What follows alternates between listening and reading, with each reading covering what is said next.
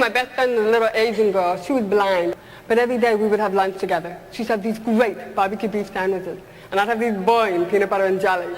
So every day we would exchange lunch. Now what I didn't realize until I got older, she never saw me exchange those lunches.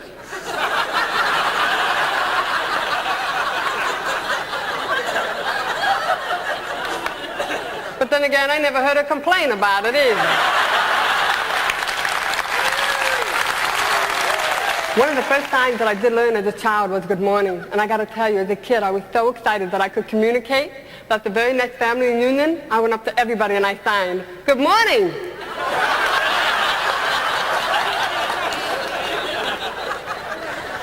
I guess you can say they're not morning people.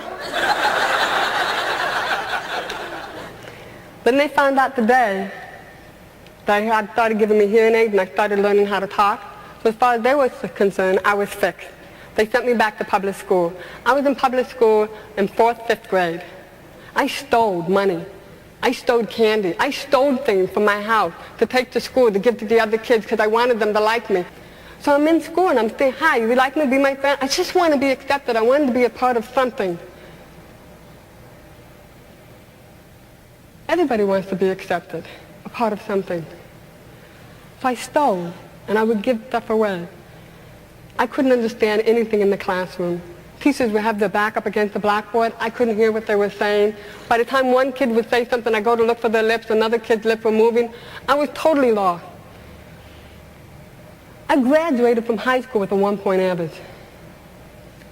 I didn't know what to do with my life.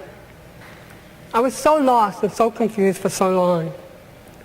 So by the time I was 20 years old, I've tried committing suicide 5 different times.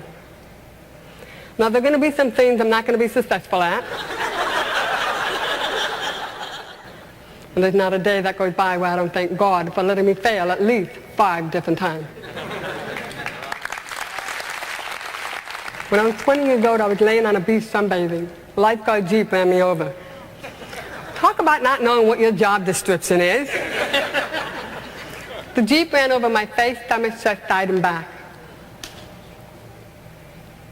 I was laid up for 5 years. I died at the scene of the accident. I saw life after death. At least I believe I did. When it happened to me, when the Jeep ran over my face, I opened my eyes and I saw the bottom of the Jeep. And I could see the 2 rear wheels coming at me. And all I could think about is I need to protect my head.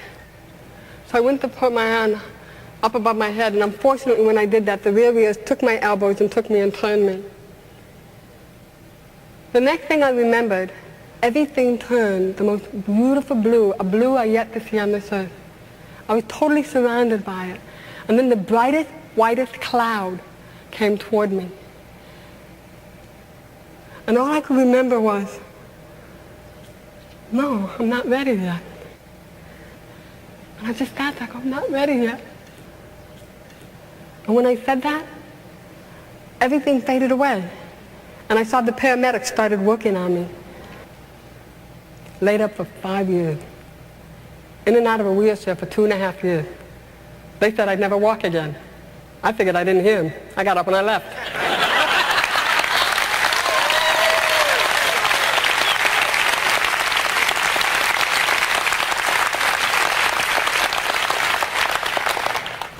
I'll never forget the day I got up out of intensive care and they had me in a wheelchair by the window and I yelled at God, "You can't do this to me. I can't be in a wheelchair. I can't have a hearing loss and be in a wheelchair for the rest of my life. Lord, please, let's not do this."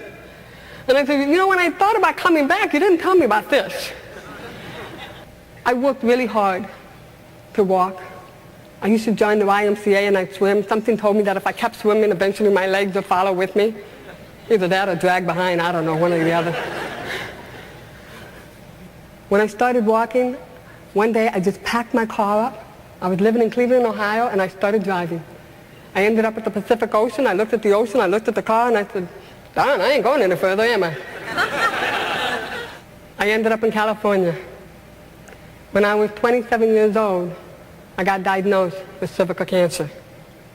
Now after a while, you get a little upset. So I sit in there, the doctor says, we'll have the surgery. I went in, I had the surgery. 6 months later, I get a phone call, Kathy, we didn't get it all. I didn't know what to do. I was in my apartment, pacing the floor. Do I have the surgery? Do I not? I mean, I spent the first 20 years of my life trying to commit suicide. I finally died, and then I decided to stay. And now you're telling me if I don't have the surgery, I have 6 months to a year to live. I have no family support. What do? I, a perfect child of God, and society took me by the back of the neck and said, here, you're going to be retarded. Whoa, this is okay. I like this school. These people are really great. No. Now you have your hearing aids. You're fixed. You're going back to public school. I don't understand the teachers. The teacher has her back turned to me. The kids are making fun of me. No. Now you're going to be in a wheelchair for the rest of your life because you got run over by a Jeep. God, please don't forsake me like this. I can't live like this. No. Now I'm going to give you cancer and I'm going to give you 6 months to a year to live. This is where I learned how to say, no. Hear this. How dare you say I cannot talk? How dare you say I cannot walk? How dare you say I cannot have a life? How dare me for listening to you?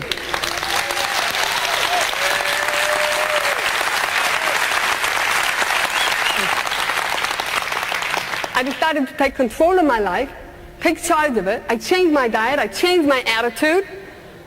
And I've been clean of cancer for over 15 years. The gift of choice. It's a gift that's given to you that nobody can take away from you. You have unlimited choices. If you make the wrong choice, you can try to correct it with another choice to make it right. Your life is the most precious gift you'll ever have. And it's the only one you have. You'll come into this world alone, you will leave alone. Who you meet in between is the challenge of how you deal with your life. Remember, no matter how bad something is in your life, it has a time limit.